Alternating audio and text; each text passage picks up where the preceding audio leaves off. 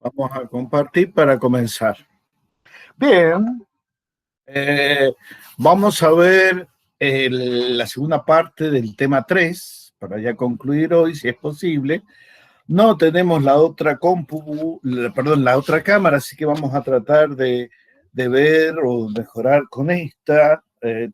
Tiene un poco mejor de resolución que la camarita anterior, y bueno, la camarita anterior se nos murió porque no pagamos. Bien, vamos a comenzar viendo un tipo de compuestos muy particulares de moléculas orgánicas que tienen una característica.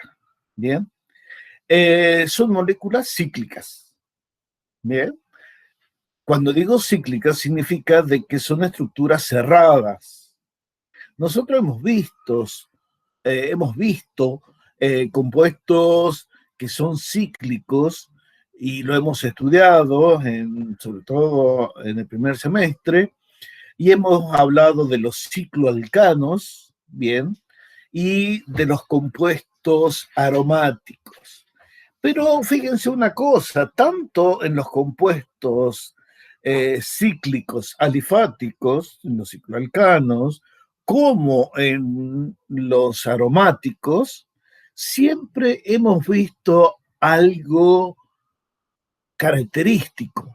Todos los átomos que constituyen el núcleo, ese anillo, esa estructura cíclica, siempre son carbonos o átomos de carbono.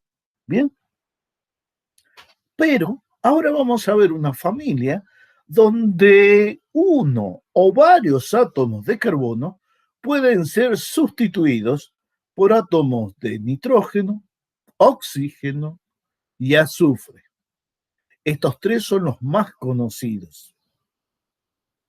Bien, fíjense o recuerden que el nitrógeno es de un tamaño no muy distinto que el carbono, bien, y el oxígeno tampoco, porque pertenecen al segundo periodo de la tabla, bien, y varían su número atómico en una unidad de masa, o sea, un protón más tiene el carbono 6, Z6, el nitrógeno Z7 y el oxígeno Z8.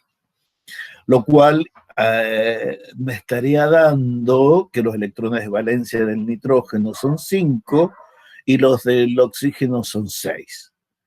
Pero si analizamos el azufre tiene la característica de ser del tercer periodo, bien, por lo tanto los orbitales van a ser 3s2, 3p4, bien, y estos electrones de valencia que van a ser los mismos que los del oxígeno. ¿Por qué? Porque están en el mismo grupo o periodo, en el mismo grupo. Es el grupo 16 de la tabla periódica. Bien, es el grupo 16, el antiguamente llamado grupo 6A. Bien, entonces, vamos a ver una cosa. Hay estas estructuras que nosotros vemos y que le llamamos moléculas cíclicas, reciben el nombre de heterociclos o compuestos heterocíclicos. ¿Por qué? Porque este átomo de nitrógeno, oxígeno o azufre, si está presente, es distinto de los átomos de carbono. Entonces, si un compuesto tiene solamente átomos de carbono formando la estructura cíclica, bien, se va a llamar homociclo. Homo, bien, del griego igual. Pero si en una de estas estructuras uno o varios átomos de carbono se han sustituido por ellos, nitrógeno, oxígeno y azufre, vamos a decir que estos compuestos son heterocíclicos. Bien, heterocíclicos. ¿Qué me está diciendo esto? Es que hay al menos un átomo distinto de carbono. Bien, nosotros vamos a ver algunos ejemplos de heterociclos que se dividen en dos tipos, alifáticos y aromáticos. Los alifáticos son los que justamente nos harían recordar a los cicloalcanos, bien, donde uno de los átomos de carbono o varios han reemplazado al carbono por nitrógeno, oxígeno y azufre. Bien. Para nosotros no va a ser un campo de estudio los alifáticos, ¿bien? Solamente vamos a hablar de los aromáticos, los heterocíclicos o heterociclos aromáticos. Y nos vamos a centrar solamente en dos familias, los que tienen en total 5 miembros, por eso vamos a hablar los heterociclos pentatómicos, ¿bien? Y vamos a analizar también los heterociclos hexatómicos. Y vamos a analizar un poco sus propiedades. Fíjense que acá en este listado, que está en la parte de abajo, ¿no?, o en la mitad inferior de la diapositiva, tenemos algunos compuestos donde, si bien están en inglés, no son difíciles de traducir. En cualquier libro los van a encontrar en español, obviamente, o si los buscan en internet, también los pueden encontrar. Fíjense que el más sencillo de todos los ciclos, ¿cuántos carbonos tiene que tener? Y tiene que tener 3 miembros. Hay solamente muy poquitos de 3 miembros. El azufre, por ser un átomo grandote, generaría demasiada tensión estérica.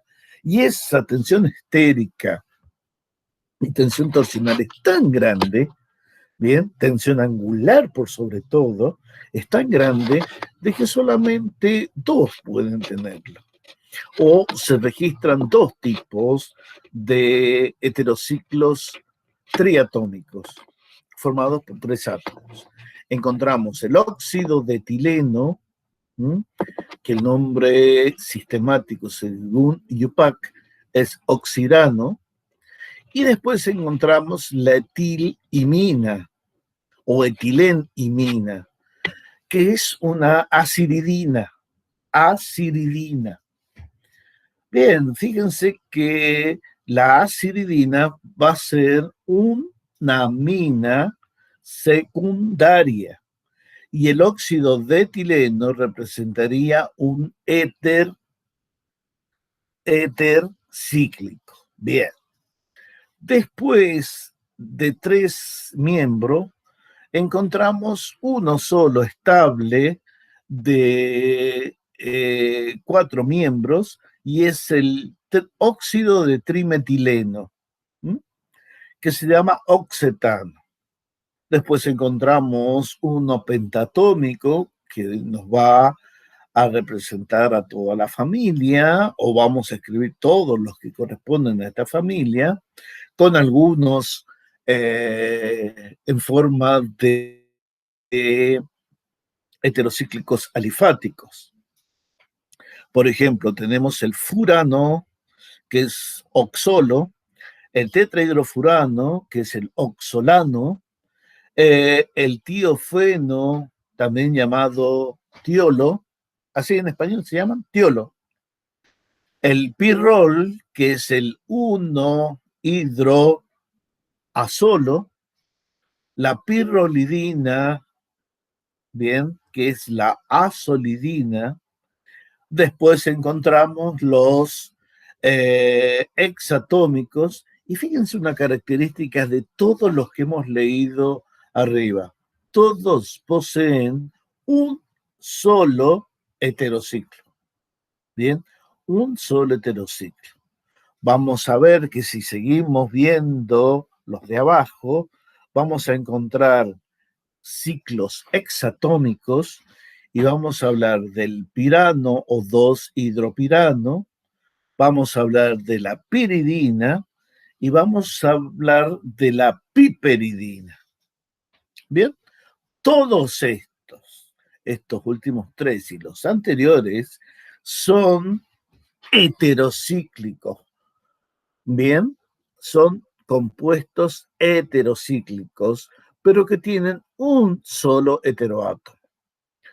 Resulta que hay otros compuestos como el imidazol 1,3-diazol, el tiazol, que es 1,2-diazol, el dioxano, que es un 1,4-dioxano, y fíjense después, en el penúltimo, hablamos de la morfolina,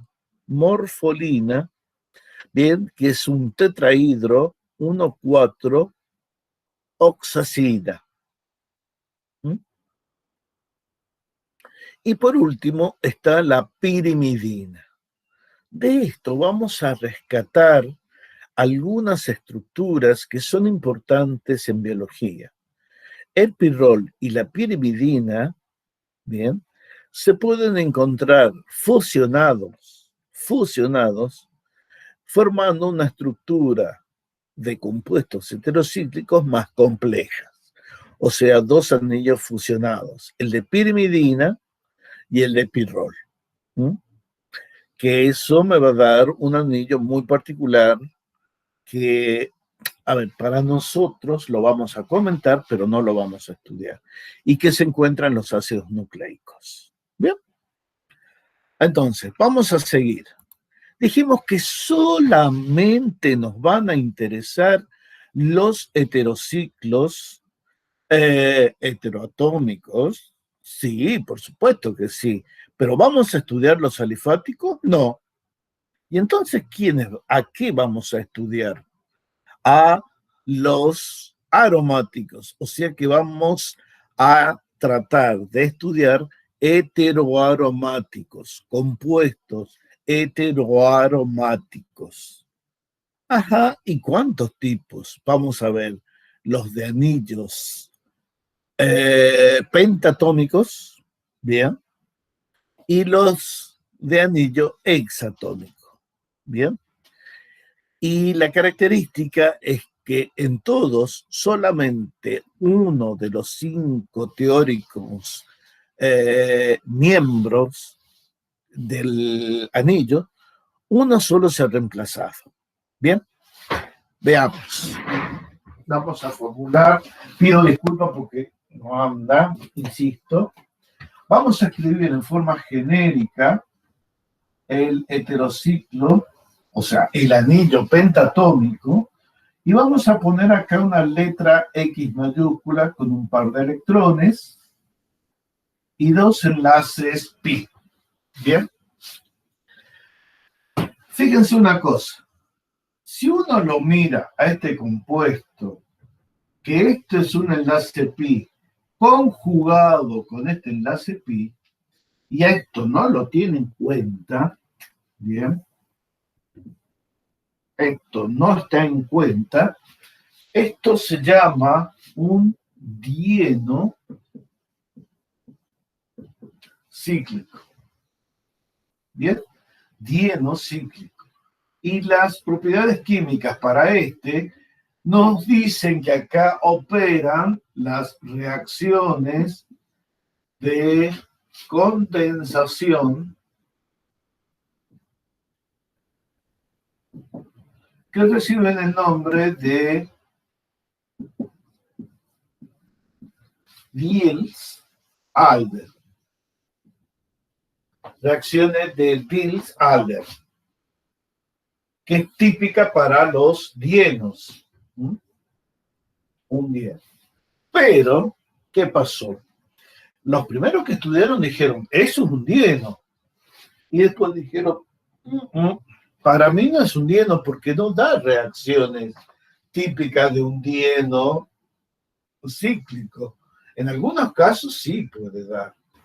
Ajá, entonces tuvieron que decir, bueno, ¿y a qué se están refiriendo ustedes con esto de los heterociclos, dienos? Primero tenemos que formular quiénes son. Esto es en forma hipotética, pero cuando se los plantearon, dijeron, podemos tener este compuesto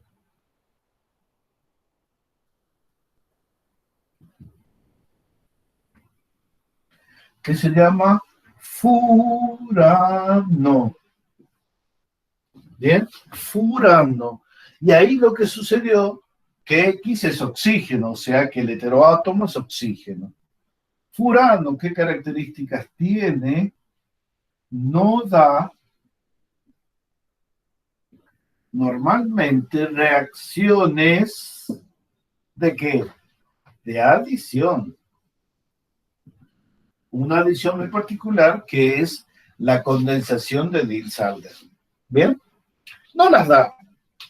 Entonces, eso me está asegurando de que no se comporta como si fuera un dieno, al contrario. Después se preguntaron, cuando se hicieron estudios experimentales, se vio que la molécula era planar, era muy resistente a la actividad de hidrogenación, por ejemplo, bien, que las reacciones eran muy particulares, que no eran reacciones de adición, sino que los productos que se obtenían eran de sustitución. Entonces, se aplicaron la regla de Huckel, bien, que me dice que 4 veces el nivel de energía más 2 es igual ¿a quién? Al número de electrones pi o la suma de electrones pi más electrones no compartidos en una estructura cíclica. Ajá, fíjense una cosa. Para que se cumpla esto, bien, n tiene que ser un número entero, bien. O sea, n tiene que valer 1, n tiene que valer 2, n tiene que valer 3, o n tiene que valer 0. Bien.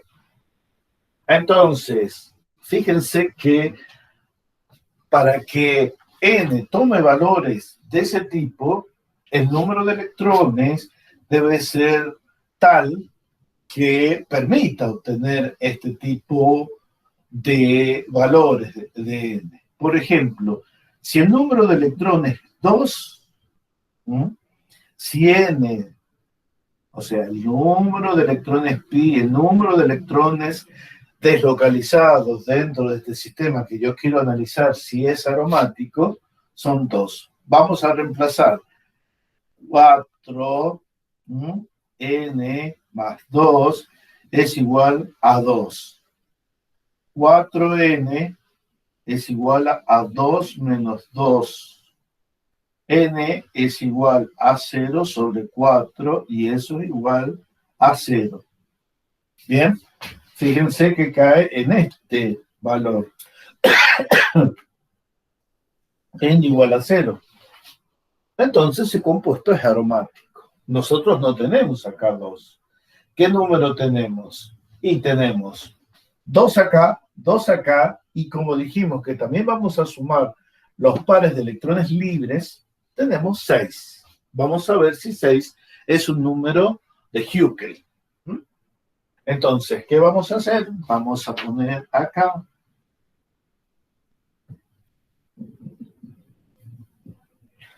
4n más 2 es igual a 6. ¿Bien? Igual a 6. Entonces, 4n es igual a 6 menos 2. Estaba muy húmedo el trapo. Cuesta evaporar el agua. Entonces decimos acá 6. Entonces 4n es igual a 6 menos 2. N es igual a 6 menos 2 sobre 4. 4 sobre 4, 1. O sea que estaríamos acá. ¿Este compuesto es aromático? Sí. Bien. Furano es aromático. ¿Cómo sabemos si es más o menos aromático un compuesto? ¿Qué parámetro usamos para saber si un compuesto aromático es muy aromático o poco aromático? El valor de la energía de resonancia. Bien. Si utilizamos el valor de la energía de resonancia, eso nos va a permitir determinar cuán aromático es un compuesto. Bien, entonces, vamos a olvidarnos de estas reacciones. Los vamos a considerar aromáticos. Aromáticos, y ya encontramos que uno de ellos es aromático. Dijimos que vamos a reemplazar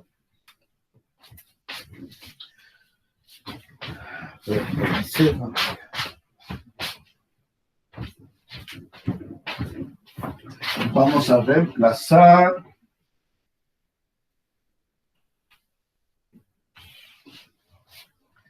en este heterociclo representativo, bien, así, no importa que tenga dos. Este es cualquier heterociclo pentatómico, bien, con un solo heteroátomo. Entonces, si X es igual a oxígeno, ponemos acá oxígeno, bien, vamos a tener este compuesto.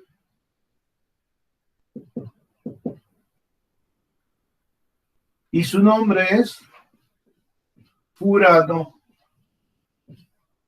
Furano. Ahora, si X es nitrógeno, recuerden que el oxígeno, ¿qué valencia tiene? 2. ¿Bien? El nitrógeno tiene valencia 3. Nitrógeno. Bien, entonces,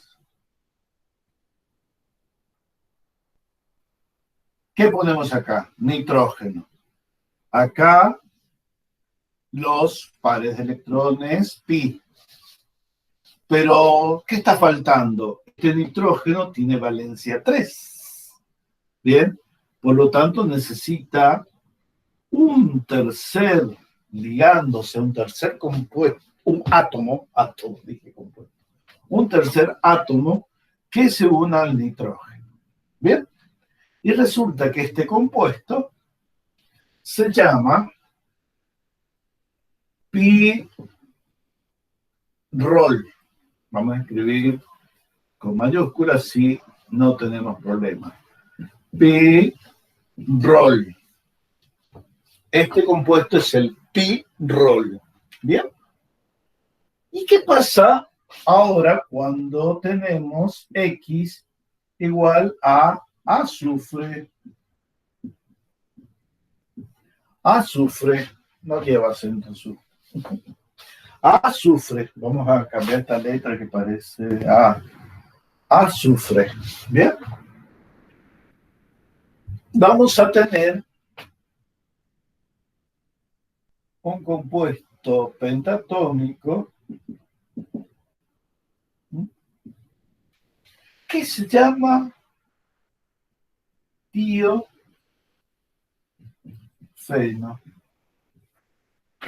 Y fíjense que tiofeno tiene un nombre o tiene mucho que ver con este compuesto. Seguro que lo van a recordar cuando lo dibujen. Este señor que dibujé ahí se llama benceno. Bien, benceno. Pero benceno tiene una característica.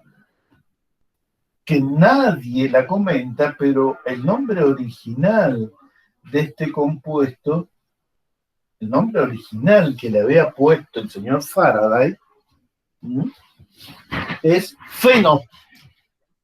Se llamaba feno. Por eso el compuesto hidroxilado, que no es un alcohol, se llama fenol. ¿Bien? Fenol. ¿Y por qué este se llama tiofeno? ¿Qué tiene de pariente? ¿Este es el tío de este? No, chicos. El azufre tiene dos nombres. Los químicos lo utilizan con dos nombres. Cuando hablamos de los compuestos más conocidos, por ejemplo, anhídrido sulfuroso, anhídrido sulfúrico, ácido sulfuroso, ácido sulfúrico, hablamos de hiposulfito, hiposulfato, hablamos de persulfito, persulfato, todos esos son muy fáciles. Pero cuando en un caso azufre reemplaza, supónganse, este compuesto es el ácido sulfúrico. Bien, pero hay un ácido que es así. Bien. Y aunque ustedes no lo crean, ese ácido es reconocido. Reconocido. Tal vez no como ácido, pero sí como sal, como anión. Y es el tiosulfato. ¿Y por qué le llamamos tiosulfato? Porque hemos reemplazado, bien, uno de los 4 oxígenos por un azufre. Entonces tenemos 2 azufres, 3 oxígenos. Esto es el ácido tiosulfúrico. El anión se va a llamar tiosulfato. Entonces, fíjense una cosa. Tío, ¿por qué? Porque no podíamos o no les gustaba a los químicos hablar de el ácido sulfosulfúrico. Bien, podrían haber dicho sulfosulfúrico. No gustaba. Entonces le sacaron el otro nombre. Yo lo puse acá, pero el azufre se lo conoce en latín como sulfur. Bien, por eso la letra S. Pero en griego es tíos. El azufre se conoce como tíos. Bien. Resulta que de ahí, cuando necesitamos indicar de que hay azufre en una molécula y no nos pega o no pega usar el término sulfuro, sulfato, sulfito, vamos y usamos la palabra tío. ¿Bien? Entonces, cuando estudiaron este compuesto, se dijeron, a ver, si nadie pudiera sentirle el olor, tiene olor a orina de ratas, bastante rancia, ¿bien? El tiofeno es un líquido bastante repugnante de olor, pero tiene las características de benceno. Tiene las características de benceno. Entonces los señores dijeron, bueno, ya que se parece tanto al benceno, ¿cómo lo podemos llamar? Tío benceno no les gustó. ¿Bien? Tío benceno no les gustó porque le daría más importancia al benceno que al azufre. ¿Bien? Y estaríamos esperando un heterociclo de 6 miembros. ¿Bien? Y no está. Entonces dijeron, bueno, no lo podemos llamar tío benceno. Busquemos otra forma de llamarlo a este compuesto.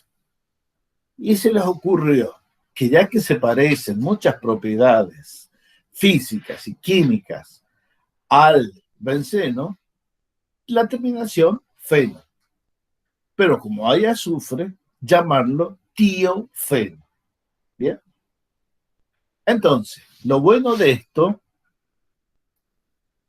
es que estos compuestos, bien, lo que necesitaba por eso, ay, como me arden los ojos a esta hora. Por eso me saqué los lentes. Este tipo de compuestos son muy aromáticos, pero hay una escala de aromaticidad. ¿Y de qué dependerá esa escala de aromaticidad? Miren lo que sucede. Veamos en este general, en el X. ¿Bien? Resulta que el átomo X, el heteroátomo, es el que presta los electrones para que se produzca el efecto de resonancia, el efecto de deslocalización electrónica, para que el sistema se transforme en un anillo aromático, ¿bien? Anillo aromático con 6 electrones. Claro, tiene que cumplir el número de Huckel, ¿bien? O sea, tiene que ser aromático. Bueno, los 3 los daban, furano, tiofeno y pirrol.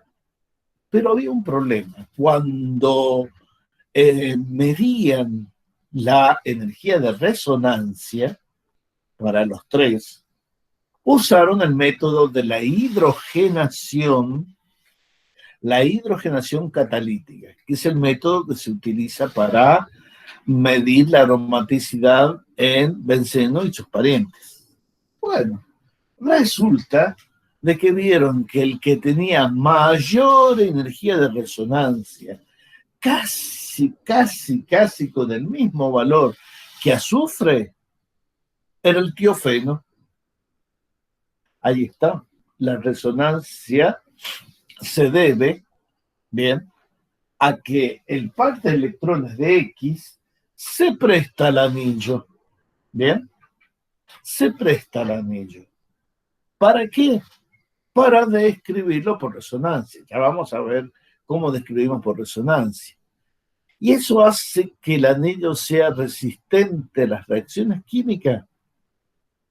No. En benceno, por ser homoátomos, sí. Pero acá hay que ver la naturaleza del grupo o de ese átomo. ¿Bien?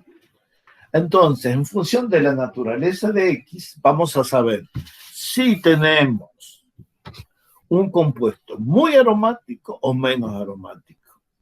Pero seguimos pensando, ¿y por qué la naturaleza? ¿Qué tiene que ver la naturaleza del átomo? Sí, tiene mucho que ver. ¿Saben por qué? Porque la resonancia, la deslocalización electrónica, va a depender de la electronegatividad de ese heteroátomo. Si son muy mezquinos, o sea, muy electronegativos, ¿bien? Vamos a tener reacciones que nos van a demostrar que es aromático, pero no tan aromático. Y los físico-químicos, cuando midieron, vieron un valor chiquito para furano, mediano para pirrol y muy grande para tiofeno. Tiofeno gasta 36 kilocalorías para armar un sistema aromático. ¿Bien? Furano gasta, si mal no recuerdo, 20 kilocalorías. Después, ¿quién sigue? Y el pirrol, el nitrógeno, también es muy electronegativo. Y gasta 26, 24 kilocalorías. ¿Qué significa? Que, a ver, miren lo que les voy a decir. Significa que el furano es el menos aromático por un efecto de mezquindad del átomo de oxígeno. ¿Bien? Mezquindad del átomo de oxígeno. Está un electronegativo que dice, bueno, te lo presto por un ratito. ¿Bien? Entonces hay que devolvérselos, ¿m? O atenerse a las consecuencias. Hay que atenerse a las consecuencias. El furano no es demasiado aromático, es poco aromático. Bien, y después, ¿cuál tiene menos electronegatividad que el nitrógeno? El azufre. Y el nitrógeno, por supuesto, el nitrógeno antes. Bien. Entonces, la escala de electronegatividades va a influir en el carácter aromático. Después vamos a ver una tablita que nos dice los valores correctos de energía de resonancia como parámetro para medir la aromaticidad. Lo que sí vamos a decir que tenemos la aromaticidad de tiofeno es mayor que la aromaticidad de pirrol y esta mayor que la aromaticidad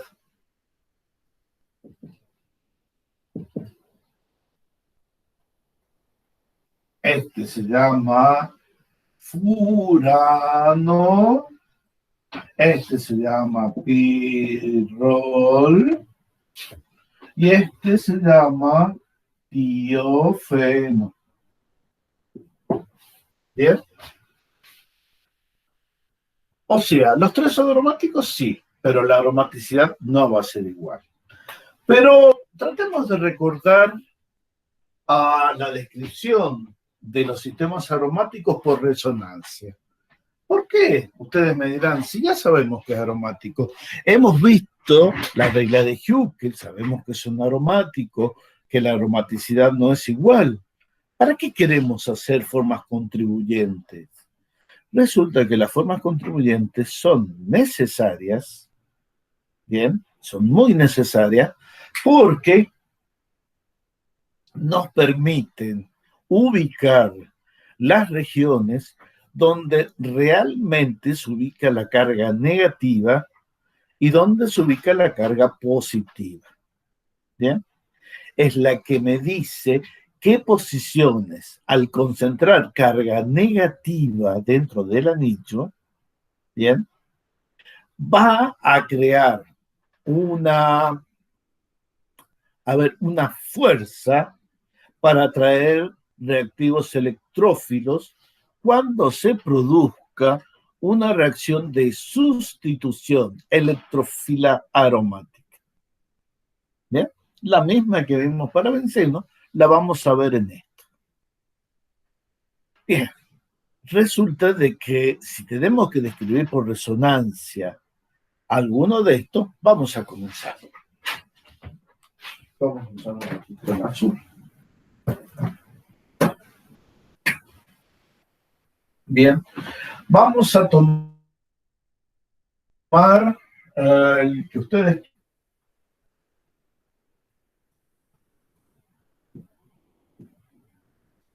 furano, y lo vamos a describir por resonancia.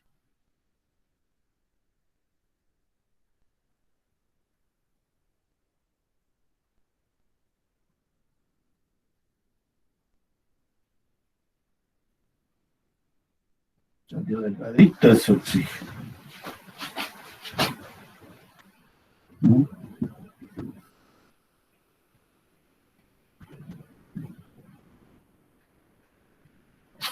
Bien, ahí va un doble enlace. Vamos a cambiar un poquito. Está feo. Vamos a cambiar así. Bien. No, está horrendo como me quedó. Horrendo como quedó.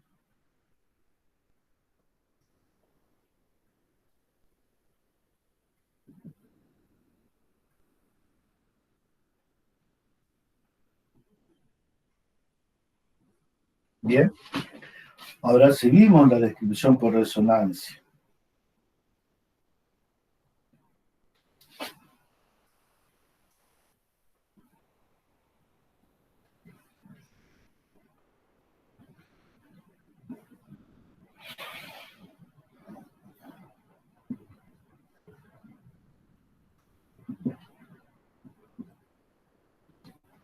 Bien, esa es otra. La próxima.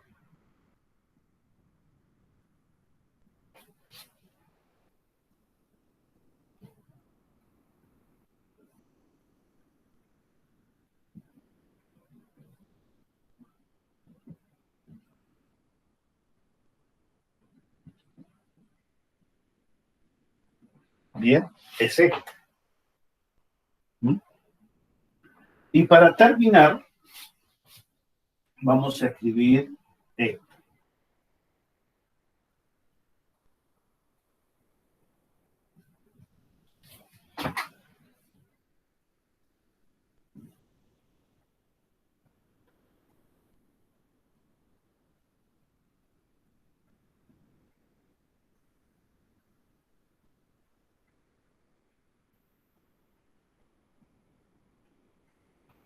Si yo hago este último desplazamiento electrónico, vamos a obtener la primera. Fíjense que acá en los sistemas vamos a poner, ya que tenemos este, le damos el número 1 al heteroátomo, 2, 3, 4, 5. Fíjense que yo lo hice en forma antihoraria, porque soy zurdo. Ustedes pueden hacerlo al revés, y es exactamente lo mismo. Es decir, que esta es 2 y esta es 5, es lo mismo.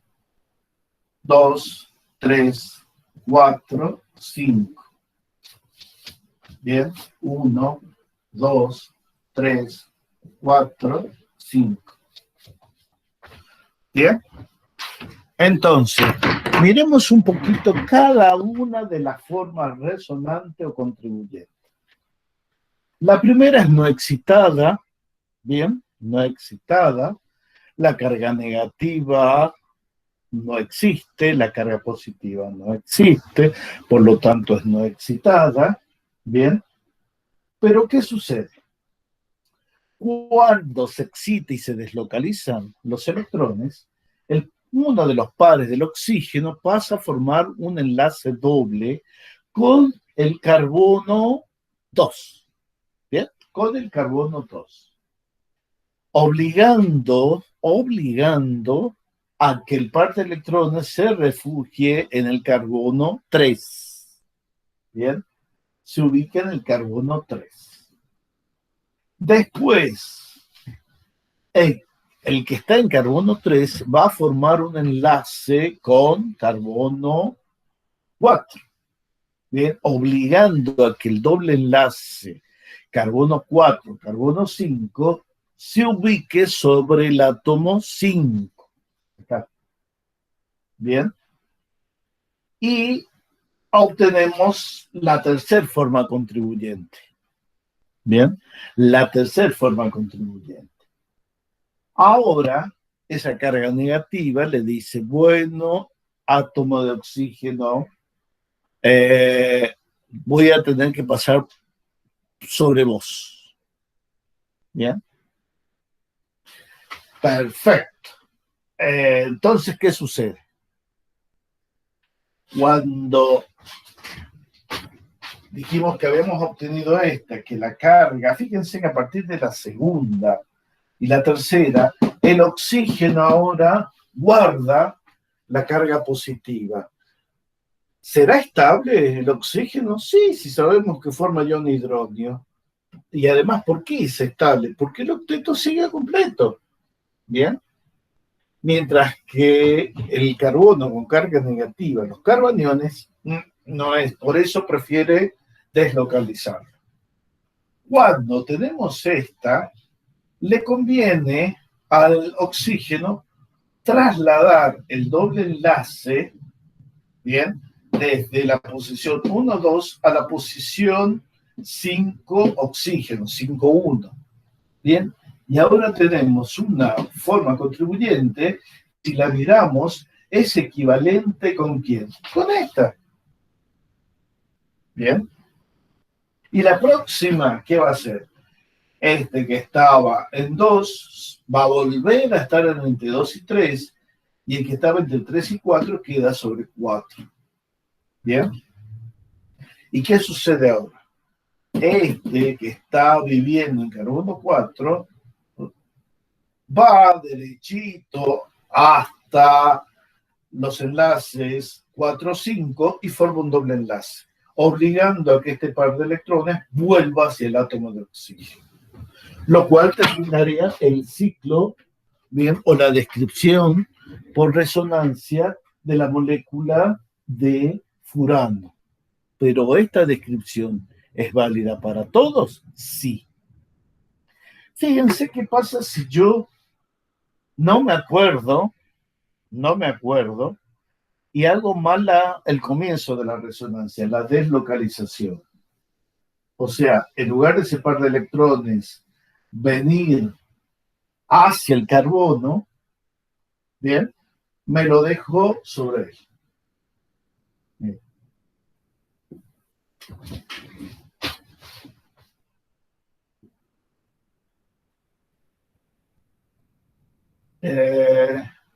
Perdón, este viene así.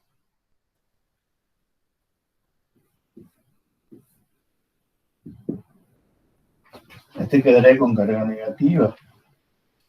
Bien. Si hago al revés, le doy carga, le doy un par de electrones al oxígeno, va a haber un problema, chicos. Mire, este átomo de oxígeno, no le vamos a dibujar la carga para no confundir. Vamos a contar los electrones nada más. ¿Cuántos electrones tiene alrededor el átomo de oxígeno? Bien, miremos. 1. No. ¿Cuánto es esto? 2. 4. 6. 8. Y 2 más, 10. ¿Puede el oxígeno tener 10 electrones en su capa de valencia? No, imposible. Bien, imposible, no puede tener. Entonces, ¿qué hacemos? ¿Seguimos con esa deslocalización o vamos a la otra? Vamos a la otra. Bien, pero esto, chicos, no es un capricho, no es un azar, sino que verdaderamente ocurre. ¿Por qué? Porque estos son dibujos que explican una realidad. Es como contar una historia haciendo dibujos, porque los personajes que están ahí para ustedes va a ser imposible verlos, porque ya se murieron capaz. Bien, entonces, ¿qué hacemos? Bien, nos conformamos con estos dibujos para entender lo que realmente está sucediendo en esa molécula. Y una de las cosas que más sucede es que estos compuestos, si son sometidos a sustituciones electrófilas aromáticas, se sustituyen fácilmente. ¿Por qué? Porque el anillo está esperando que vengan los electrófilos. Tiene mucha densidad de carga negativa. ¿Bien? Tiene mucha densidad de carga negativa. Entonces, ¿qué es lo que sucede? Si son con mucha densidad de carga negativa, los llamamos, bien, núcleos, anillos, heterociclos, con núcleo pentatómico, bien.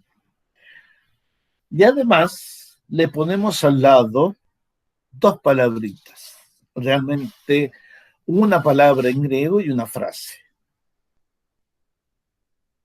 Aquí no saben cuál es.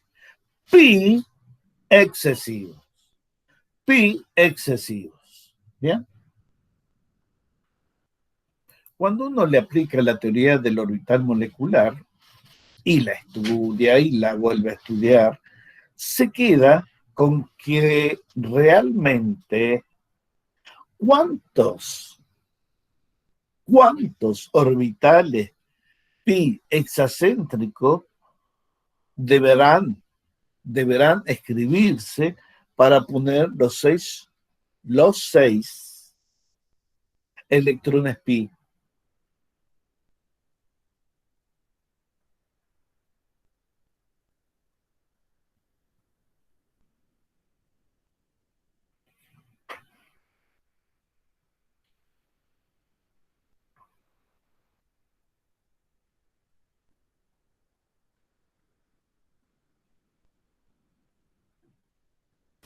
¿Cómo fue, profe, la pregunta? Sí, ya te la repito. Ya te la repito. Fíjense que la descripción por resonancia, nosotros, ¿cuántos electrones pi tenemos? 6. Bien. Ahora vamos a tratar de explicarlo según teoría del orbital molecular. La teoría del orbital molecular nos dice que si tenemos 5 orbitales p, la combinación lineal de estos 5 orbitales p nos va a dar 5 orbitales pi pentacéntricos. Bien. Si yo tengo 6 electrones, bien, 6 electrones, ¿cuántos orbitales pi hexacéntricos necesito para que vivan esos 6? ¿Cuántos orbitales pi hexacéntricos, bien, necesito para ubicar a esos 6 electrones?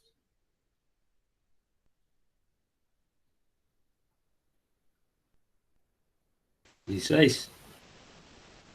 No. ¿Cuántos electrones pueden vivir por orbital? Principio de exclusión de Pauli.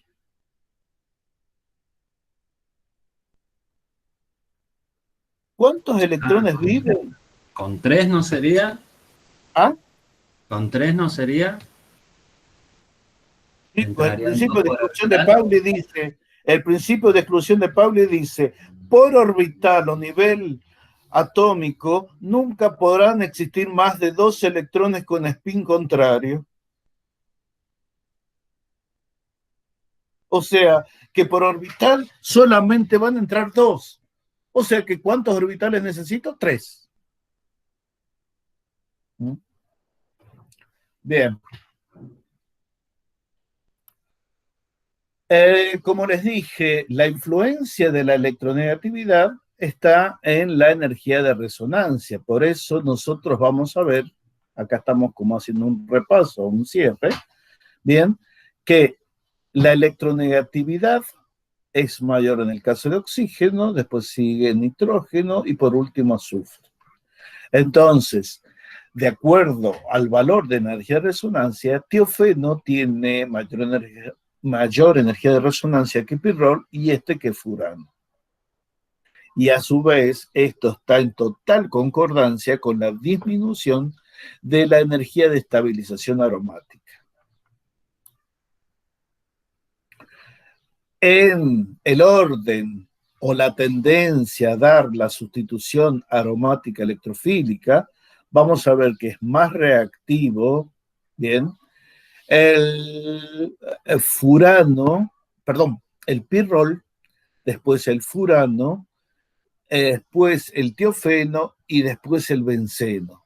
¿Saben por qué el tiofeno, si bien es más aromático, tiene toda la característica de ser el benceno azufrado? Tiene un gran tamaño que no permite estabilizar muy bien el complejo sigma o complejo de Howard. ¿No? Dije de Howard, perdón, de Whelan o de Whelan, ¿no? Que es el nombre que se le da al complejo sigma. Bien, vamos a ver qué pasa cuando quiero sustituir con un electrófilo en posición 2 o en posición 3. Vamos a ver cuál es la posición, ¿se acuerdan que posición 2 y 3, o 4 y 5, son las que buscan los reactivos electrofílicos para atacar este tipo de moléculas? ¿Bien? Resulta que no es tan fácil decir sí, actúan sobre 2 o sobre 3 de la misma forma. No. Vamos a ver cómo es la estabilización después que se produce el ataque del electrófilo en los respectivos complejos de Wheeler. ¿Cómo se llamaban también esto? Estabilización de los estados intermedios. Vamos a escribir furano, ya que estábamos trabajando con él, seguimos con furano, reacciona con un electrófilo y ataca en C2. ¿No? Vamos a ver C2 acá.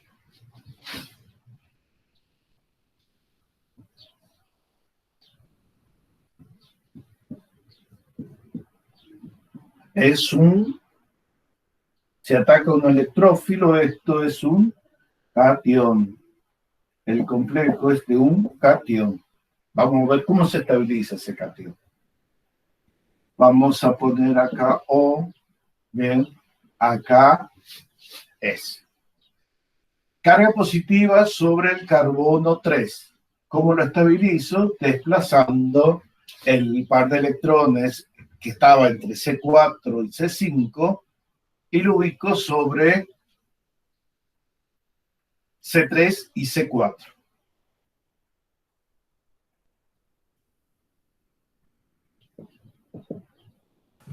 Roberto, ¿podrías mover la cámara un poquito hacia tu izquierda, así ¿Así? todo el pizarrón? ¿Cómo se ve mejor? Ahí se ve mejor, no sé cómo lo ven, chicos. Ahí.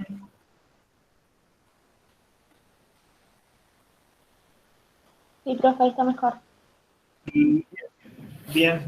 Entonces, ahora vamos a escribir otra. Este carbono quedó positivo. Este oxígeno, bien, puede ceder pares de electrones y formar formas oxonio. Bien. Entonces, ¿qué es lo que obtendríamos?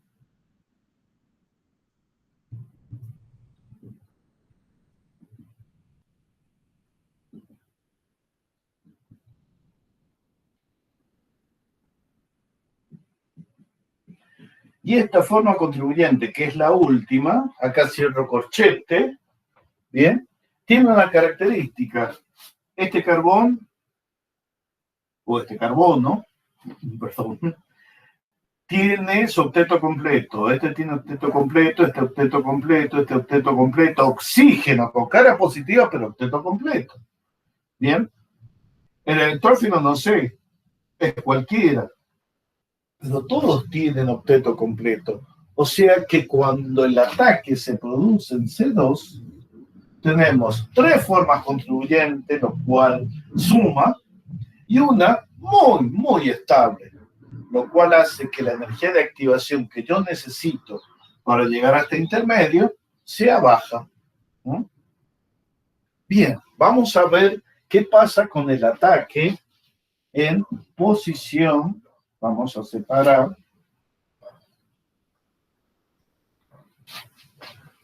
Bien, este es en C2. Vamos a ver qué pasa cuando se produce el ataque en C3, que son las posiciones. Fíjense que C2 es lo mismo que C5 y C3 es lo mismo que C4. Se produce el ataque en C3. Reactivo electrófilo, acá le vamos a poner más el electrófilo. Vamos a tener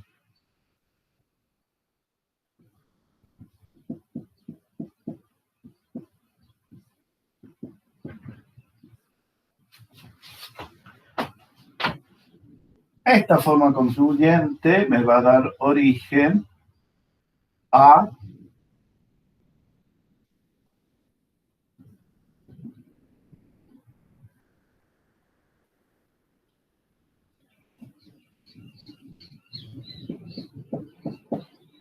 esta. ¿Y tengo otra posibilidad? No, no hay más. Acá termina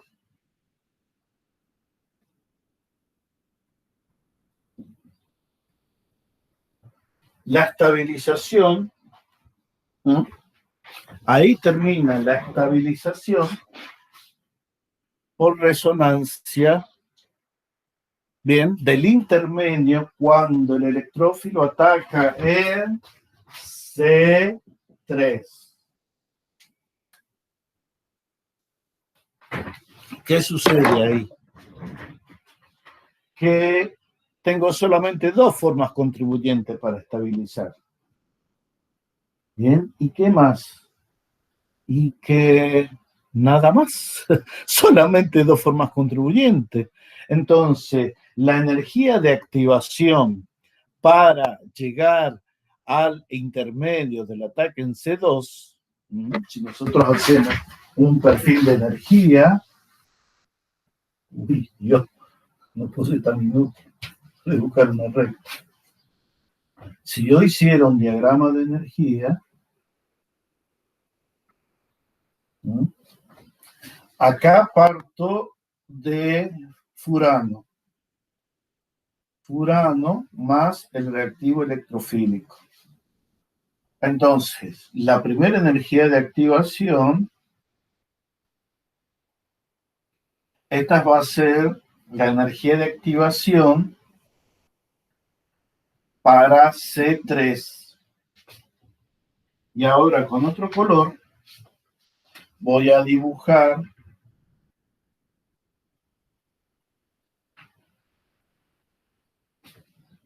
la energía de activación. Perdón. Esto va desde acá hasta acá. Esto es para C3. Bien. Y vamos a dibujar con negro para el ataque en C2. ¿Qué significa?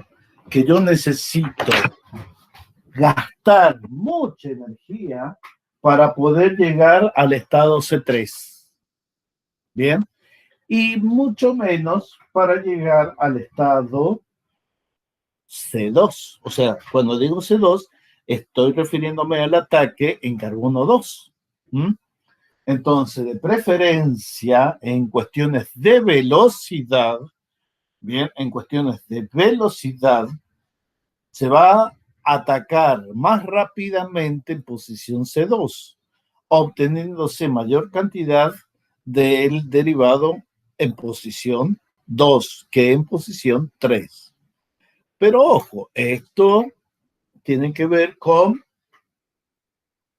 la energía para que la reacción sea más rápida. No sé si va a ser más estable, pero sí que va a ser más rápida. ¿Bien? Perdón. Vamos a ver. Carácter básico. Y chicos, a ver, vamos a tratar de entender, comparándola con una mina secundaria.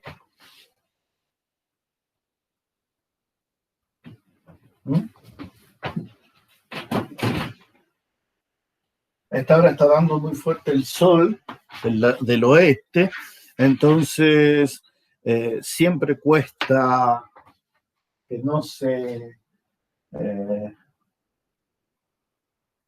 ¿cómo se dice? Que la cámara no se sature, no se vea tan luminoso.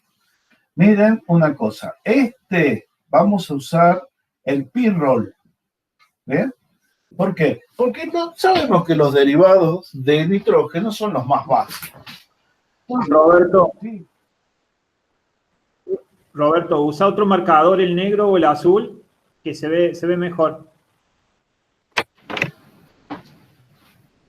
El azul andaba re bien. Pero estoy usando azul.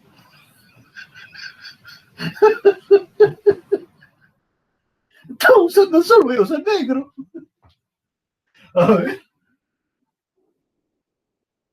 ¿Qué tal se ve este? Es negro este. ¿Mm?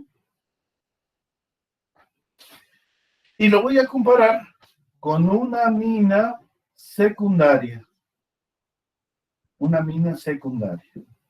Fíjense una cosa, algo muy importante. En la mina secundaria, ¿ven? Este par de nitrógeno, par de electrones, este par de electrones, lo vamos a dibujar acá, está siempre sobre el átomo de nitrógeno, no se mueve, no se va, no interesa, está siempre ahí disponible para el ataque de un protón. Pero ahora vamos a dibujar este. ¿Estaría disponible para el ataque de un protón? Y la respuesta es no. ¿Por qué? Porque este par en la mina secundaria no se deslocaliza, queda siempre sobre nitrógeno. Pero acá, y si el nitrógeno no lo presta, no hay juego, no hay deslocalización. O sea que el nitrógeno, para que el sistema se deslocalice por resonancia, sea aromático, bien, tiene que resignar ¿qué propiedad? La basicidad. Estos compuestos son sumamente débiles como base. Tienen valores de basicidad 10 a la menos 9, 10 a la menos 10. Son muy poco básicos. ¿Bien? Vamos al otro extremo. Veamos, ¿podrán ser ácidos? Y sí, tienen un valor de acidez bastante raro. Son más ácidos que las aminas. Por ejemplo, esta amina puede actuar como un ácido, o sea, perder este protón. ¿Saben una cosa? No, porque la carga justamente por permanecer sobre el nitrógeno y no se va a poder disipar. Pero miren qué sucede acá cuando se pierde un protón.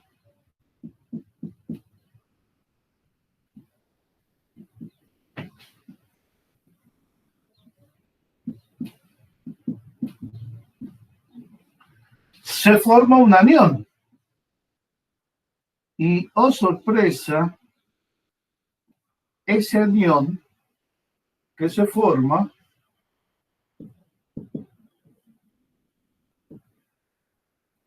se puede estabilizar por resonancia.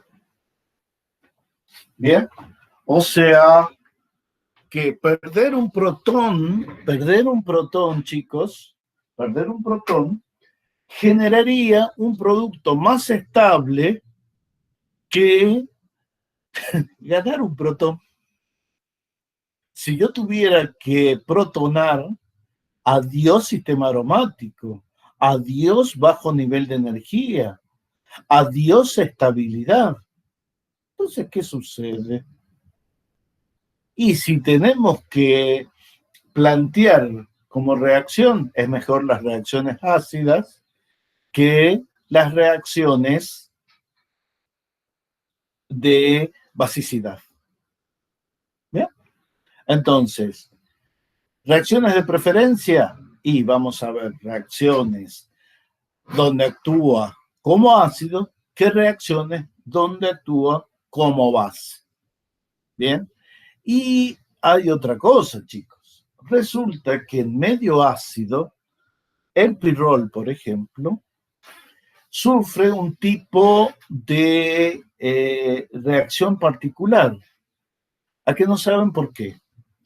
Porque el protón, además de ser un ácido de Lewis, bien, que va a atacar una base de Lewis, se comporta como un reactivo electrofílico. Y si es un reactivo electrofílico, ¿qué sucede? Va a producir una sustitución, o sea, se va a sustituir. Claro, pensaríamos nosotros de que la reacción va a originar un producto donde un protón se sustituye por otro protón, indistinguible. No, lo que pasa es que en su comienzo se forma un carbocatión como el catión de Velan que estudiamos hace un rato en la sustitución electrófila. Y este a su vez se convierte en un reactivo electrofílico. Bien, por lo tanto, el verdadero electrófilo es una molécula de pirrol protonada que actúa sobre otra molécula de pirrol. Bien, y el producto final, una molécula doble de pirrol, o sea, un ion doble de pirrol con carga positiva que va a atacar a un tercero. Ajá. Y después, entonces, ¿qué se origina? Una molécula o un ion con 3 moléculas de pirrol y carga positiva, mi nuevo electrófilo, que ataca una cuarta. ¿Cuándo termina este proceso? Cuando todas las moléculas de pirrol han reaccionado entre sí, se han unido y el proceso se llama polimerización de pirrol. ¿No? Todas se han unido en una única estructura mediante la polimerización, que en este caso particular vamos a ver que es una reacción de sustitución electrófila aromática. El carácter ácido ya lo vimos, la estabilización por resonancia del anión. Otras reacciones es la que llamamos hace un rato la Diels-Alder, que es, a ver, mientras menos carácter aromático tiene un compuesto, más se va a parecer a un dieno. Y va a dar una reacción de adición que se llama reacción de Diels-Alder. ¿Bien? Los dienos cíclicos forman compuestos con los reactivos que se llaman dienófilos, amigos de los dienos, de estos dos señores que la estudiaron, de Diels-Alder. Pero a medida que aumenta el carácter aromático, deja de comportarse como dieno, le encanta ser aromático y solamente va a dar reacciones de carácter aromático.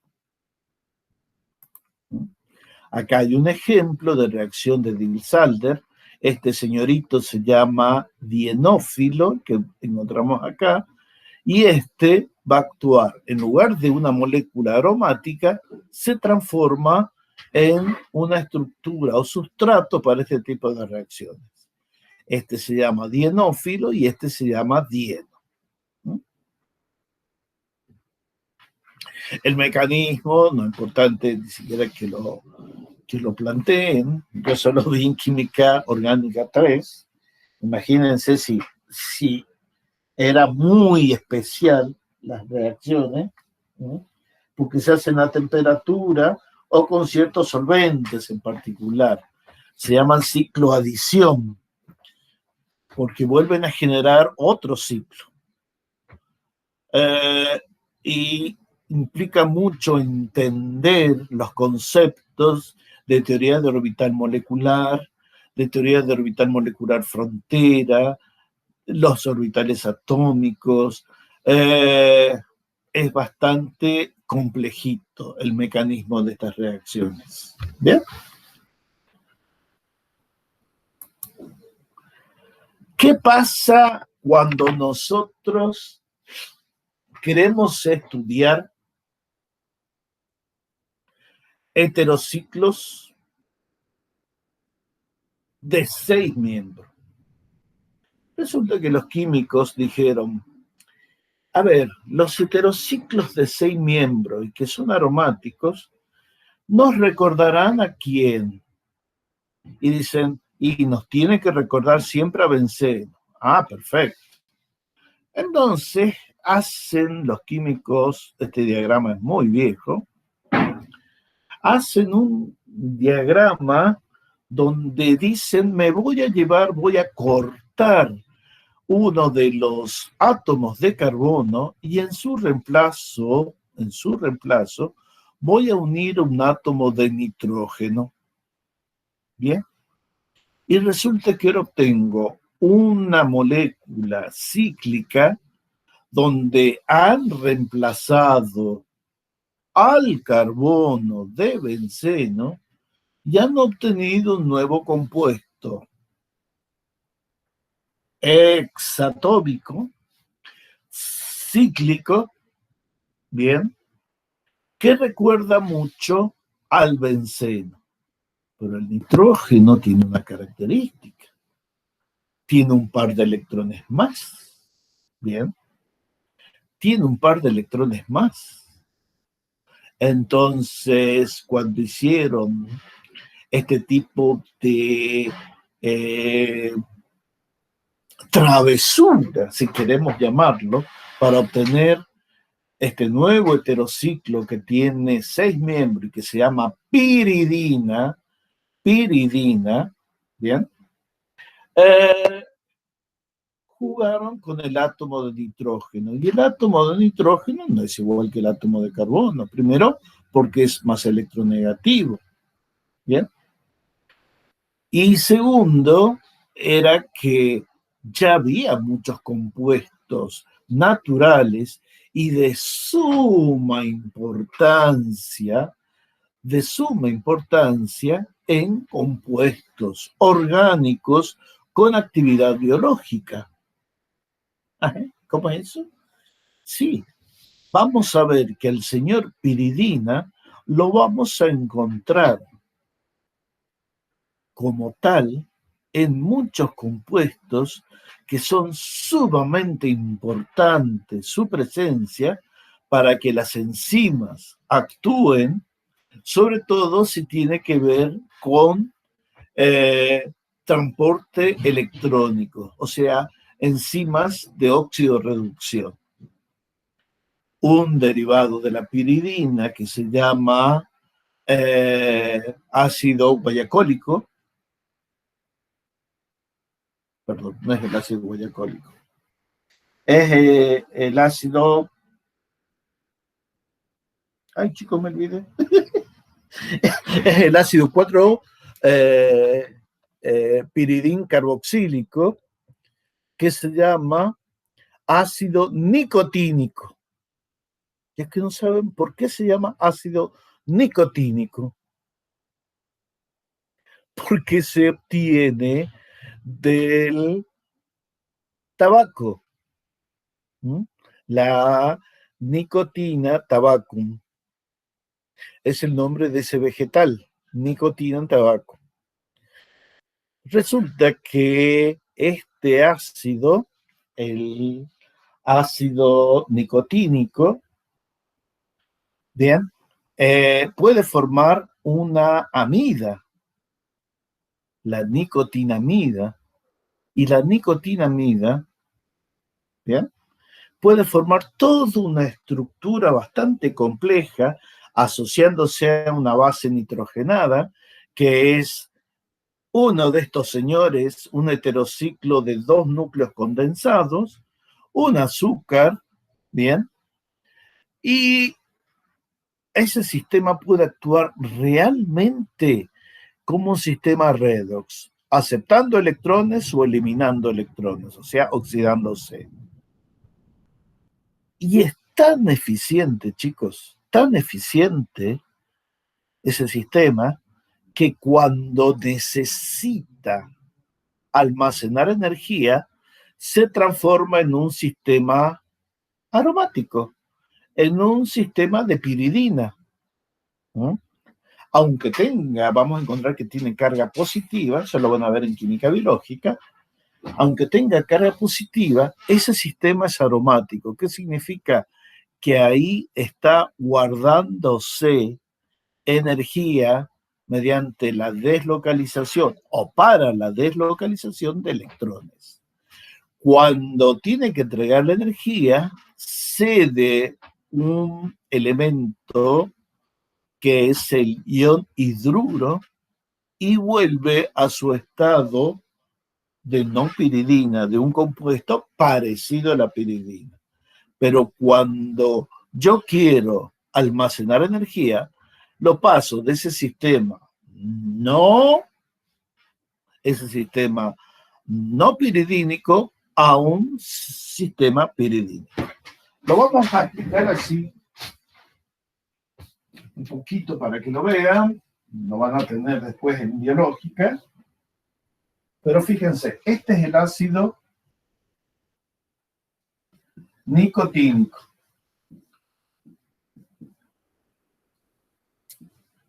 Acá está el grupo carboxilo.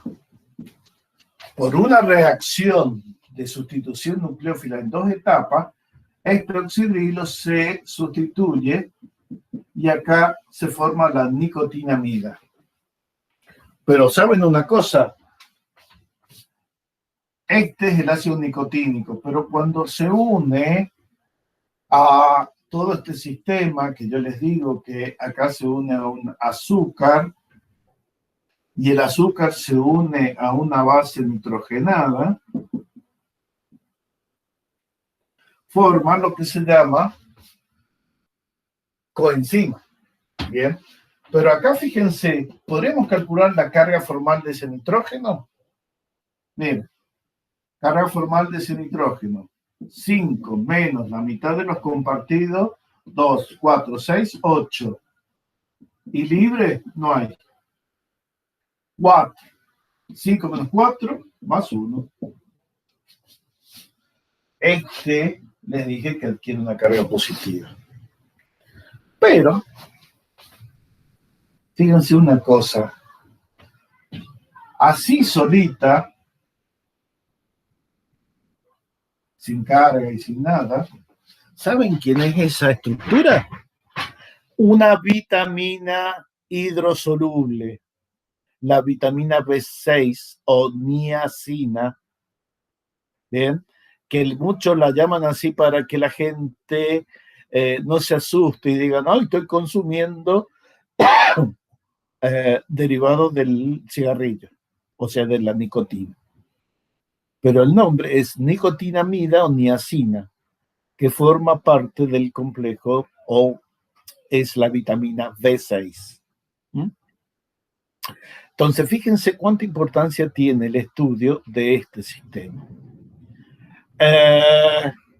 La piridina, entonces, ¿es aromática? Sí, señores, por supuesto que es aromática. ¿Y cómo sabemos que es aromática? Y porque tengo 6 electrones pi. Pero miren una cosita. Vamos a borrar el carboxilo y la vamos a buscar más grande.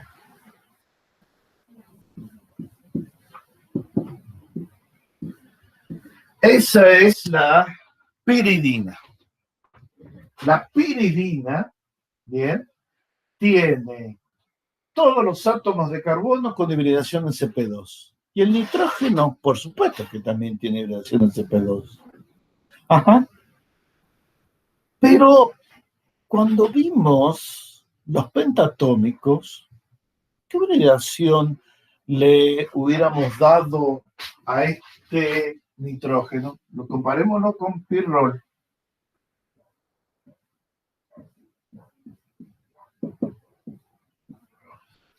Parece un bocado de chocolate como salió. ¿Qué hibridación le doy a este carbono, a este nitrógeno comparado con este nitrógeno? Acá como que es muy fácil. Fíjense, 1, 2, 3 enlaces, ¿bien? Y un par de electrones, ¿qué estaríamos viendo? Ay, perdón. Unido a este carbono y un par de electrones. 3 el número de hibridación. O sea, sp2. Pero acá tengo un enlace, 2 enlaces, 3 enlaces y un par de electrones libres. 4, y la hibridación debería haber sido sp3. ¿Fue sp3? No, porque si no, no la podría haber descrito por resonancia, no podría haber hablado de orbitales pentatónicos, lo que significa que la teoría tiene que modificarse o adaptarse a este compuesto. Y eso es lo que se llama cambio de hibridación. ¿Bien?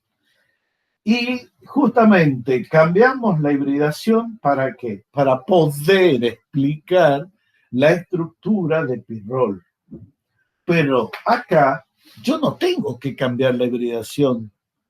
Gracias a Dios es sp2. Pero fíjense una cosa. Allá el par de electrones del nitrógeno estaba sobre un orbital P, bien, no hibridizado, bien, perpendicular a los 3 orbitales híbridos de sp2. O sea, participaba ese par de electrones de la deslocalización. Por supuesto que sí, si no, no sería aromático. Bien.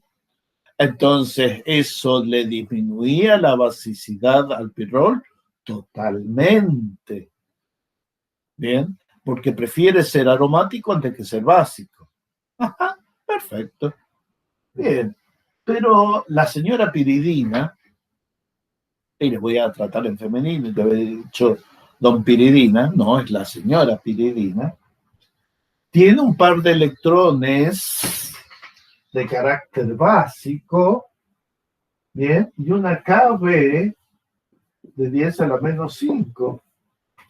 La pucha, estamos hablando de lo mismo que el amoníaco casi. Entonces no es pacotilla esto, es una base bastante fuerte. Bien, entonces ese par de electrones, ¿dónde se ubicará? ¿En qué orbital se ubicará para que no tenga que ver absolutamente nada con la deslocalización electrónica? Fácil, chicos. En uno de los orbitales sp2 que tiene el nitrógeno con hibridación sp2. ¿Bien? El nitrógeno tiene 3 orbitales híbridos sp2 y un orbital p sin hibridizar. ¿Dónde se ubican los 2 electrones libres del nitrógeno? Obviamente, en un orbital híbrido sp2. ¿A qué distancia? A la distancia de un ángulo recto. Es la posición más alejada que puede tener. ¿Bien? Entonces, los compuestos de nitrógeno hexatómicos son bases fuertes. Bien. O vamos a decir, para las bases comunes son débiles, pero dentro de la química orgánica son bases fuertes. Bien. Entonces, vamos a ver un poquito de esta señora. Vamos a describir por resonancia y se nos va a caer, fíjense cuánto vale la KB de piridina.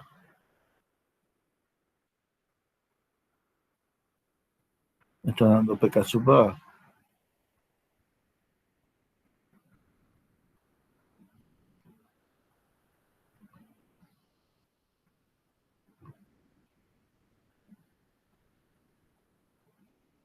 5,2, como les había dicho.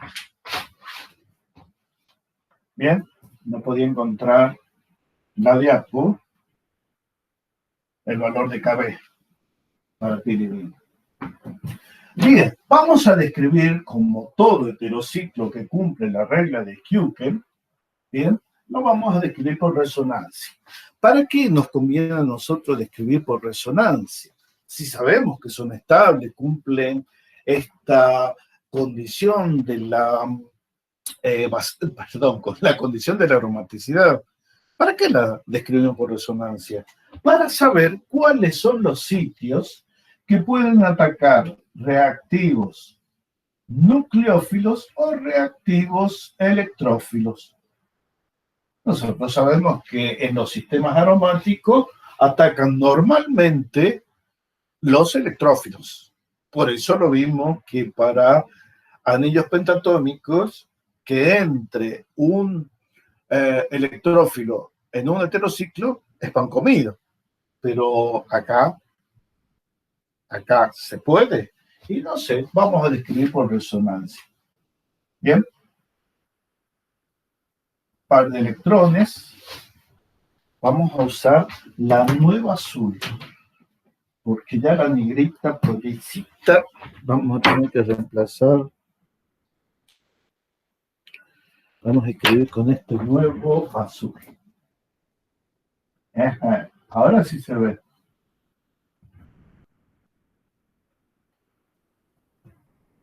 Esa es piridina. ¿Qué vamos a hacer? Esto. Bien.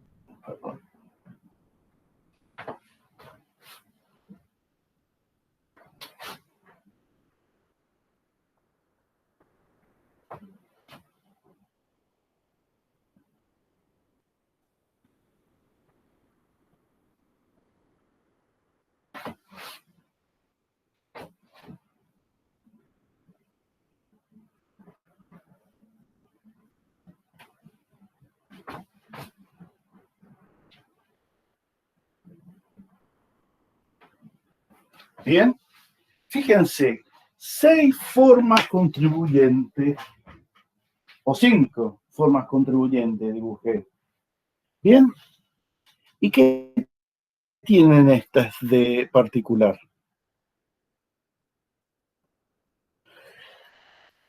A diferencia de los ciclos pentatónicos, esta que tiene ciclos hexatónicos con un solo heteroátomo, nos vemos forzados a hacer la descripción por resonancia de esa manera. Pero chicos, a ver, la descripción por resonancia, volvemos a decir, es un dibujo para tratar de explicar algo real. Bien. No es que nosotros lo hacemos y decimos, esto va a traer como consecuencia. No, queremos explicar las consecuencias a través de los dibujos. Eso es la teoría de la resonancia. Son formas de explicar los hechos reales a través de dibujos teóricos. ¿Cuál era el problema de la piridina? Que el momento dipolar apuntaba para el lado del nitrógeno, dejándome todo el anillo deficiente de electrones. ¿Tan bravo era eso? Sí, chicos. Era muy bravo. Lo dejaba al borde del sacrificio. Al borde del sacrificio. ¿Por qué? Porque lo dejaba poco aromático, lo dejaba pi deficiente, no permitía el ataque de un reactivo electrofílico. Bien, la piridina la ponían en ácido nítrico diluido, no pasaba nada. La ponían con ácido nítrico concentrado y ácido sulfúrico concentrado, la hacían hervir y no pasaba nada. Entonces, ¿qué sucedía?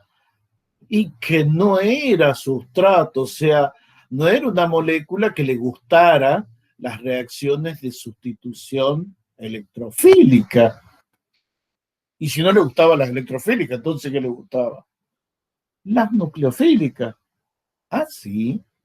O sea, ¿era atacado por un nucleófilo? Sí, pero con cierta característica. Fíjense una cosa. Cuando ustedes analizan desde que estudiaron sustitución en benceno y hoy que han aprendido sustitución electrófila en heterociclos pentatómicos, ustedes saben que el electrófilo tiene carga positiva, y si un electrófilo que tiene carga positiva entra, ¿qué tiene que suceder? Alguien con carga positiva debe salir. ¿Entienden? ¿Y cuál es el electrófilo más común que sale de un anillo de benceno o de un anillo de heterociclo pentatómico? El protón. ¿Bien? El protón. ¿Acá sale el protón? Por supuesto que sale el protón. Pero ¿y acá, donde vamos a entrar un nucleófilo que tiene carga negativa? ¿Qué tendremos que sacar? Y en algunos casos, cuando se hacen sobre piridinas sustituidas, se puede sacar ese sustituyente. Pero si la piridina está como tal, ¿qué saco? Ah, pero si no es tan difícil, la respuesta es que sacó hidruro. Ionhidruro, sí, exactamente, ionhidruro. Pero sacar ionhidruro cuesta muchísimo, tiene una basicidad altísima el ionhidruro. Ah, bueno, pero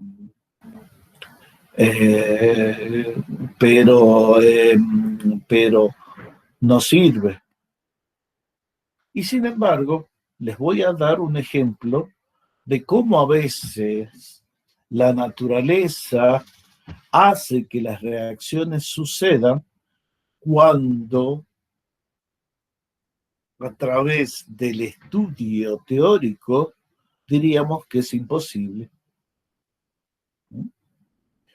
Fíjense lo que estoy diciendo. Primero, en esta descripción por resonancia me dice que los nucleófilos van a atacar de preferencia en estas posiciones. Estas posiciones se llaman 1, 2, 3, 4, 5, 6. ¿Bien? Significa que de preferencia ataca, vamos a hacer por acá, 2, 4 y 6. ¿Bien? Listo. Ahora, si piridina quiere reaccionar con un nucleófilo, miren la reacción de sustitución, implicará esto.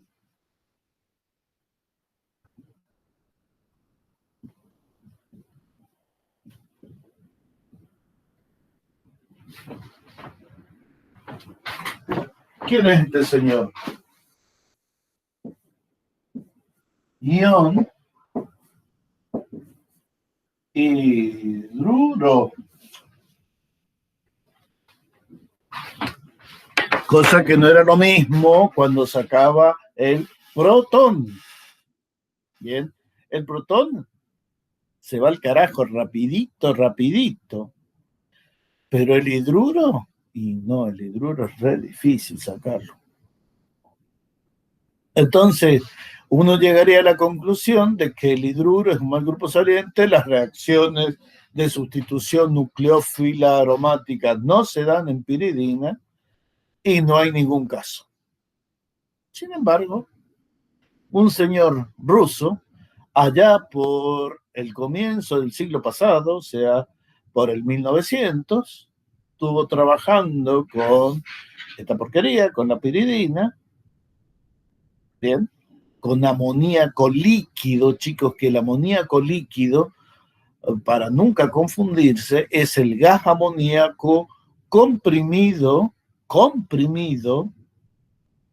Bien, y a baja temperatura es un líquido de color azul.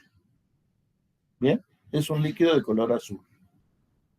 Y es estable hasta los 2-3 grados, creo que uno puede manipular el amoníaco líquido, no el hidróxido de amonio. El amoníaco es el gas licuado. Este señor trabajó con amoníaco líquido, le echó un pedacito de sodio, bien, ahora se los estoy contando así, le echó un pedacito de sodio, el sodio con el amoníaco líquido reacciona, comportándose como si fuera un ácido el amoníaco, y forma una sal que se llama amiduro de sodio. Después este señor fue echando gota a gota piridina, ¿bien? ¿Y saben lo que sucedió? Empezó a salir burbujas. Muchas burbujas, muchas burbujas.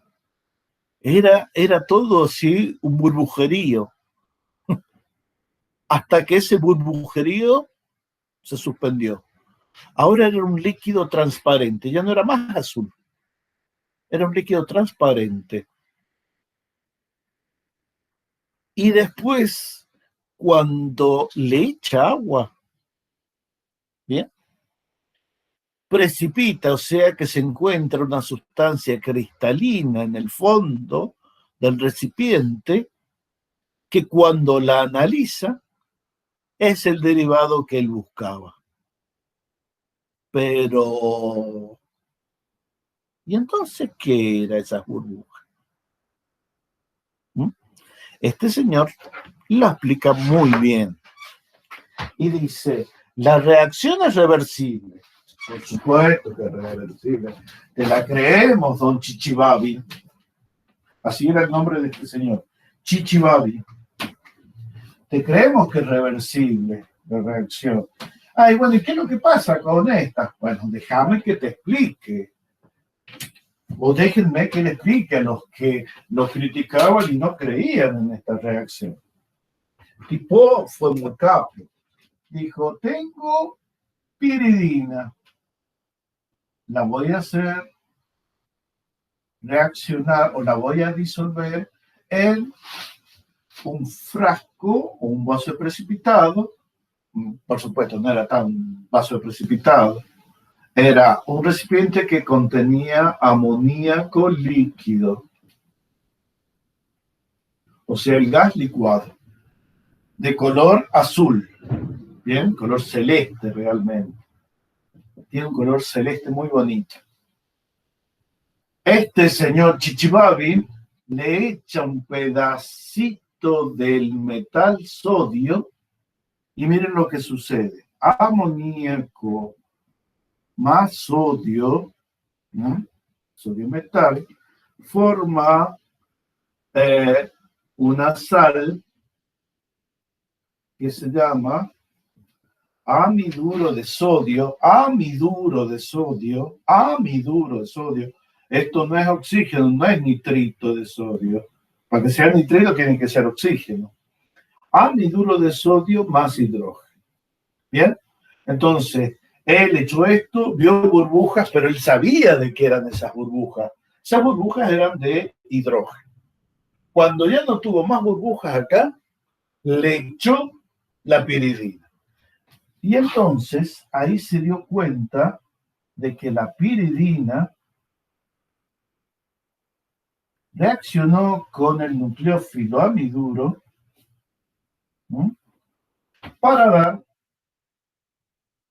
reacción reversible, para dar este compuesto.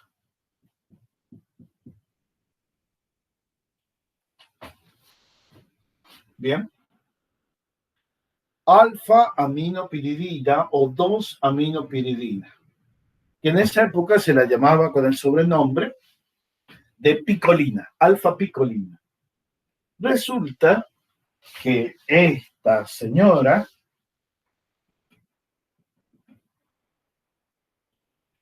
seguía reaccionando en exceso, reaccionaba con el exceso de amiduro, la 2-aminopiridina, reaccionaba con el exceso de,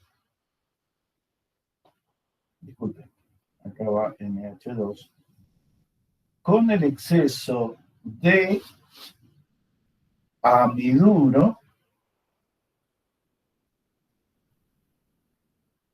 ¿bien? ¿Y qué se formaba?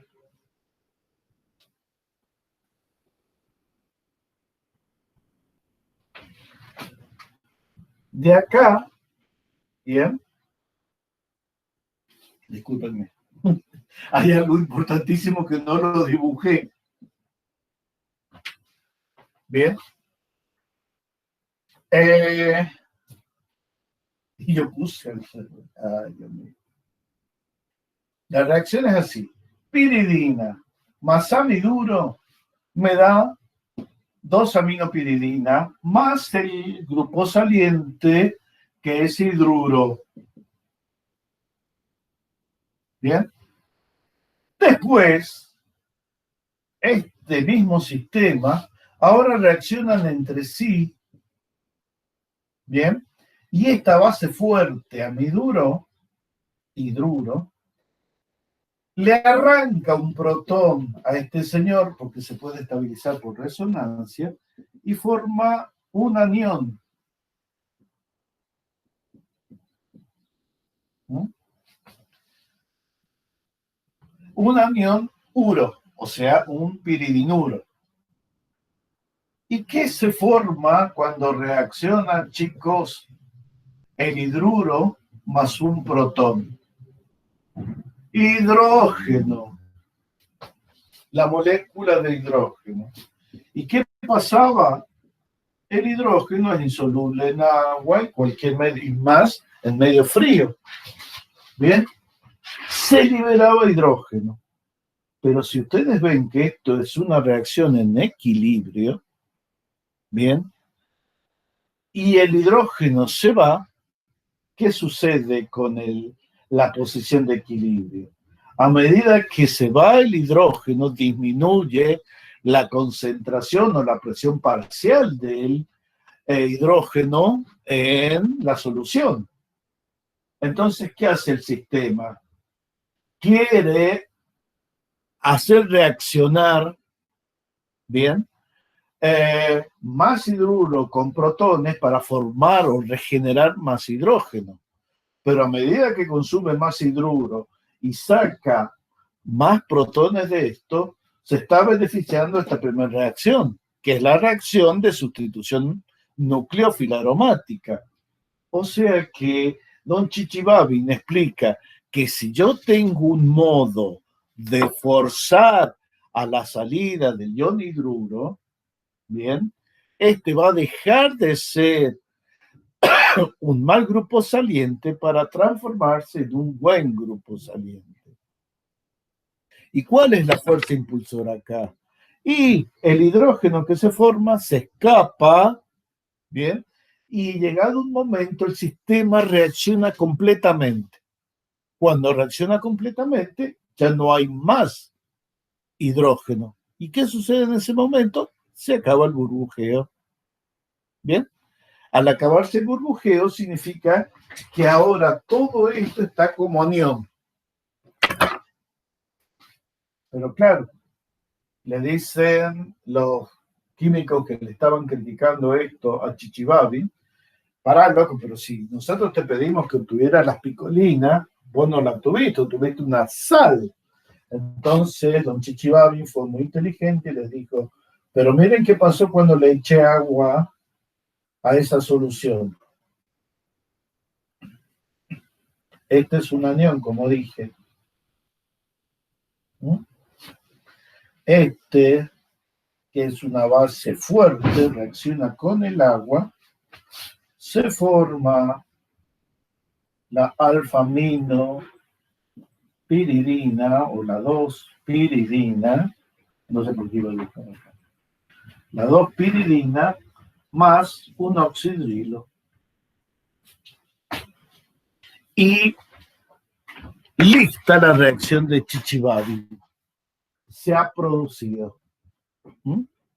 Es una reacción muy importante porque explica cómo puede reaccionar una piridina no sustituida con un reactivo nucleófilo muy fuerte como es el ion amiduro.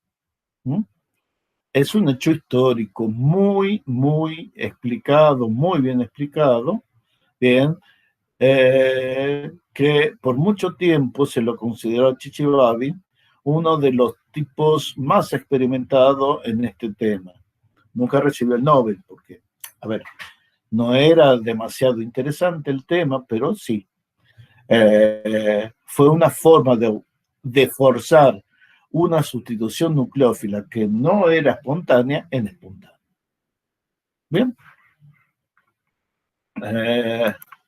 Fíjense que acá tenemos la representación, recordando un poquito de orbitales moleculares, vemos que el nitrógeno, que es este átomo, tiene los 2 electrones libres en un orbital sp2. Bien, y no tiene absolutamente nada que ver estos dos con el sistema aromático.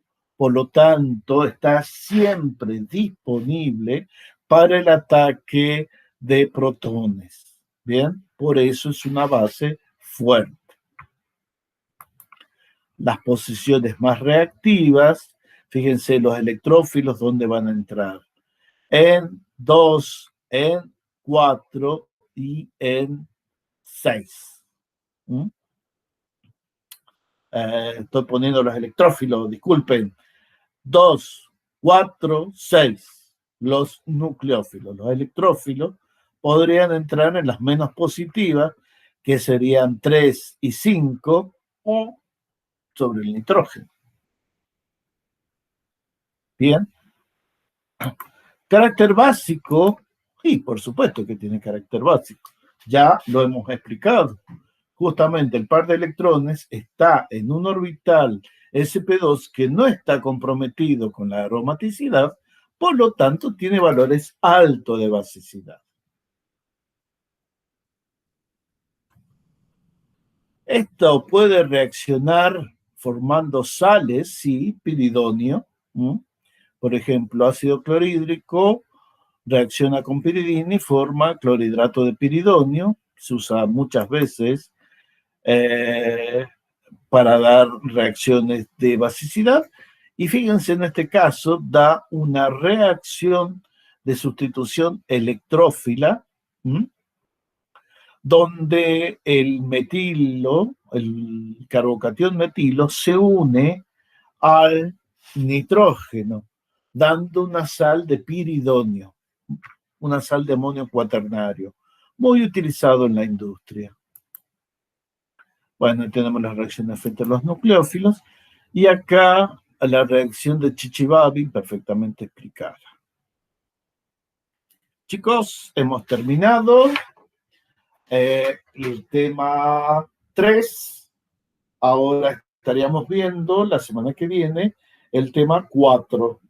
Bien, carbohidratos, que en una sola clase seguro que lo terminamos. O si no, nos va a quedar un poco para la otra semana. Después vamos a ver el tema 5, que es lípido, el tema 6, que es proteína, y el tema 7, que es ácidos nucleicos, que no voy a dar este año ácido nucleico, prefiero que ustedes vean colorantes y polímeros. ¿Bien? O sea que nos estaría quedando tema 4, tema 5, tema 6. ¿Bien? Tema 7 y tema 8. 5 temas. ¿Bien? Bueno, vamos a dejar de compartir. Vamos a detener grabación.